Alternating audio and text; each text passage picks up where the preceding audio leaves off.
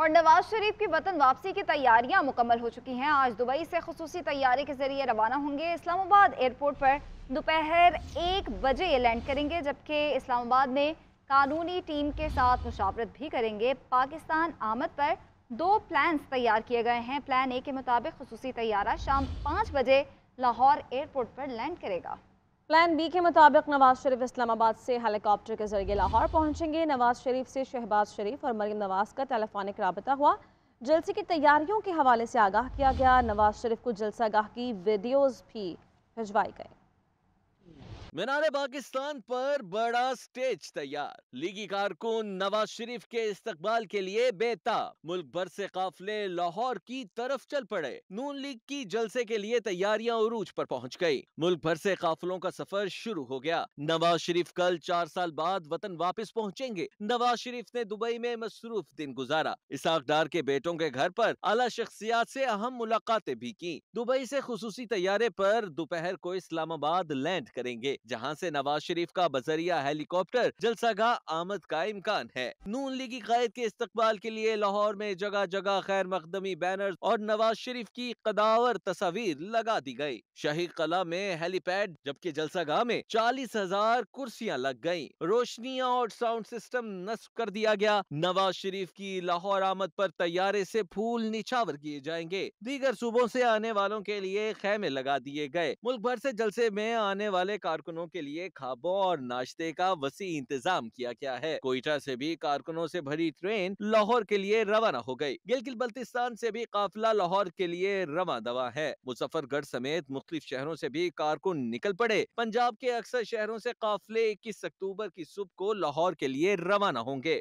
तो नाज़रीन, नून लीग के कायद नवाज शरीफ की वतन वापसी पर मीनारे पाकिस्तान लाहौर में पंडाल सज गया है। जलसे की तैयारियां मुकम्मल हो गई हैं। स्टेज भी तैयार है, कुर्सियां लगा दी गई हैं। कारकुनों के काफिले पहुंचना शुरू हो गए। सिक्योरिटी के हवाले से भी सख्त इंतजाम किए गए हैं। शहबाज शरीफ, मरीम नवाज और हमजा शहबाज ने जलसागाह पहुंचकर इंतजाम का जायजा भी लिया। इसी हवाले से बात करेंगे। सुलेमान सदीक इस वक्त हमारे नुमाइंदे वहां पर मौजूद हैं। सुलेमान, बताएगा इस वक्त क्या समा है मीनारे पाकिस्तान का और कितने कारकुनान वहां पर मौजूद हैं? 4 साल बाद साबिक वज़ीर आज़म मियां मोहम्मद नवाज शरीफ की वतन वापसी पर ग्रैंड यहाँ पर जलसा जो है वो तैयार किया गया है। कारकुनान यहाँ पर अभी से पहुँचना शुरू हो गए हैं। 21 अक्टूबर का कहा गया था कि मियां मोहम्मद नवाज शरीफ जो है वो वतन वापस आएंगे और मियां मोहम्मद नवाज शरीफ दुबई से सुबह 9:25 पर फ़्लाइट जो है उनकी है वो इस्लामाबाद पहुँचेगी, जबकि वहाँ पर वो क़याम करेंगे और मुशावरत करेंगे और 12:30 बजे वहाँ से उनकी फ़्लाइट जो है वो चार्टर्ड तैयारे से वो यहाँ इलामा इकबाल पहुँचेगी, इलामा इकबाल ग्रेटर पहुँचेगी और यहाँ से वो क़याम करने के बाद जलसागाह पहुँचेंगे। यहाँ पर तैयारियाँ जो है वो मुकम्मल कर ली गई हैं, कुर्सियाँ लगा दी गई हैं, स्टेज जो है वो तैयार है, पंडाल सज गया है। कारकुनान जो है वो अभी से पहुँचना शुरू हो गए हैं। काफ़िले जो है वो आहिस्ता आहिस्ता यहाँ पर आ रहे हैं ताकि मियां मोहम्मद नवाज शरीफ का इस्तकबाल किया जा सके। यहाँ पर कारकुनान की अभी भी बड़ी तादाद मौजूद है, जो यहाँ पर जिनके हाथों में झंडे मौजूद है, पार्टी परचम मौजूद है और मियां मोहम्मद नवाज शरीफ का इस्तकबाल करने के लिए यहाँ पर कारकुनान जो है वो पहुँचना शुरू हो गए हैं और यहाँ पर सिक्योरिटी के सख्त इंतजाम किए गए हैं। जी ठीक है, बहुत शुक्रिया आपका। कायद मुस्लिम लीग नून नवाज शरीफ की वतन वापसी पर लीगी कारकुनान की कायद को वेलकम करने के लिए तैयारियां जारी हैं। रावलपिंडी में लीगी रहनुमा नासिर भट्ट की क़यादत में काफिला नवाज शरीफ को वेलकम करेगा और लाहौर तक काफिला नवाज शरीफ के साथ रहेगा। मज़ीद क्या डिटेल्स हैं, रावलपिंडी में मौजूद हमारे नुमाइंदे उस्मान भट्ट बताएंगे। जी बिल्कुल, इस वक्त मैं मौजूद हूँ रावलपिंडी शहर में और जो लीगी कारकुनान है उनकी खुशी जो है वो इस वक्त दीदनी है और उसकी एक ही वजह है कि उनके कायद जो है मियां नवाज शरीफ जो है वो वतन वापस आ रहे हैं।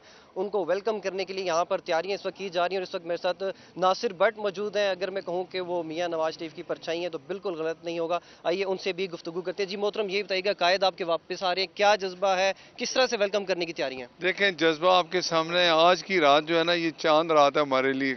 मुस्लिम लीग नून के कायद मियां नवाज शरीफ साहब तशरीफ ला रहे हैं और वो ये जो वर्कर हैं ये इतने इस वक्त जज्बाती उसे कहते हैं जी कि हम अभी चलते हैं लाहौर के लिए। आप देखें वहाँ मीनारे पाकिस्तान फुल हो चुका है। हमने सुबह यहाँ नाश्ता करना है, नाश्ता करने के बाद हमने यहाँ बसों और कारों के ज़रिए निकलना है और हमने मोटरवे के ज़रिए वहाँ पहुँचना है। चाहते हैं कि हम 10 बजे यहाँ से निकल जाएं, क्योंकि वहाँ पहुँचने के लिए आपको पता है जो रश और जो पूरे पाकिस्तान से लोग आ रहे हैं, गिलगित बल्तिस्तान से ये आ रहे हैं। बताइएगा कि कितनी बड़ी तादाद में काफिला जो है यहाँ से निकलेगा और मियां नवाज शरीफ को लाहौर जो है वो पहुँचा कर आएगा? देखें, यहाँ से कम 50 बसें और कारें जो हैं वो आपको इस काफिले में शामिल होंगी।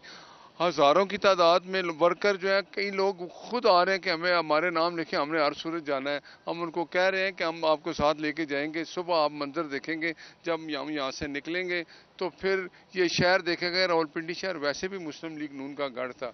जी बिल्कुल, आपने इनकी गुफ्तगू सुनी और माजी में भी जो नून लीग है उसकी जानिब से दावा किया जाता था कि जो रावलपिंडी शहर है वो इनका मजबूत किला है। और आपने इनकी गुफ्तगू सुनी, इनका कहना था कि कल 50 गाड़ियों का काफिला यहाँ से निकलेगा और अपने कायद को वेलकम करेगा और 50 बसों और 50 गाड़ियों का काफिला जो है वो नवाज शरीफ को लाहौर तक जो है वो छोड़ कर आएगा। जी। और साबिक वज़ीर-ए-आज़म नवाज शरीफ के इस्तकबाल के लिए पेशावर से कारकुनान स्पेशल ट्रेन के जरिए लाहौर रवाना हो गए हैं। नून लीग के सूबाई सदर अमीर मकाम ने कारकुनान को रुखसत किया। कारकुनान ने रवानगी के वक्त रेलवे स्टेशन पर ढोल की थाप पर रक्स और भंगड़े डाले। इसी हवाले से बताएंगे जुनेद आलम। जी शुक्रिया। मुस्लिम लीग नून के कायद मियां नवाज शरीफ के लिए पेशावर से जो काफ़िला है पहला वो रवाना हो चुका है। कैंट रेलवे स्टेशन से पेशावर के जो उम्मीद पाकिस्तान की जो खुसूसी ट्रेन थी वो सजाई गई थी, वो उसमें कारकुनान को लेकर लाहौर की तरफ जो है वो रवाना हो चुका है। रेलवे स्टेशन मुख्तलिफ जो रास्ते में आते हैं वहाँ पर ट्रैक पर रुकेंगे, वहाँ भी कारकुनान खड़े होंगे, उनको भी जो है इसमें पिक किया जाएगा। उसके बाद जो है ये ट्रेन लाहौर जो है वो सुबह के औकात में पहुँचेगी। यहाँ पर हम देख रहे हैं कि कारकुनान की बड़ी तादाद जो है यहाँ पर मौजूद है। कारकुनान जो है यहाँ पर आए हुए हैं, लोग जो हैं बड़ी तादाद में यहाँ पर मौजूद हैं। कैंट रेलवे स्टेशन की बात करते हैं तो कैंट रेलवे स्टेशन पर जो लोग थे वो जमा हुए थे। पहले यहाँ पर आतिशबाजी का शानदार मुजाहरा किया गया, जिसके बाद जो लोग हैं वो यहाँ पर जमा हुए। जो अमीर मकाम थे सूबाई सदर मुस्लिम लीग नून के, वो भी यहाँ पर आए, उन्होंने भी कारकुनान का इस्तकबाल किया और कारकुनान को खैराबाद का इस वक्त हम देख रहे हैं कि कारकुनान जो है वो अपनी अपनी नशिस्तों पर बैठे हुए और सुबह का इंतज़ार कर रहे हैं कि ट्रेन जो है वो सुबह के औकात में वहाँ पर पहुँचेगी और वो जाकर जलसा गाह जो है मीनार पाकिस्तान पर वहाँ पहुँचेंगे। जो आज पहला काफ़िला है ये तो रवाना हो गया था, हम और काफ़िले जो हैं वो कल सुबह के औकात में जो है पेशावर मोटरवे से जो है रवाना होंगे। जी। अवामी मुस्लिम लीग के सरबराह शेख रशीद अहमद मंजर आम पर आ गए हैं। वो कहते हैं कि army chief general Syed Asim Munir को छेड़ना ही हमारी गलती थी। चेयरमैन पीटीआई के दोस्तों का ख्याल था कि अंदर हमारे लोग मौजूद हैं। चेयरमैन पीटीआई समझते थे कि अंदर मौजूद लोग हमारी मदद करेंगे।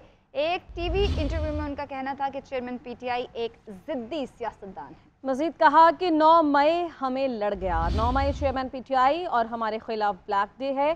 जिन्होंने गलती की एक बार मुआफ़ी मिल जानी चाहिए। जो लोग मुझे जानते हैं उनको पता है कि मैं फ़ौज के खिलाफ नहीं जा सकता। पीडीएम से सियासी लड़ाई करूँगा।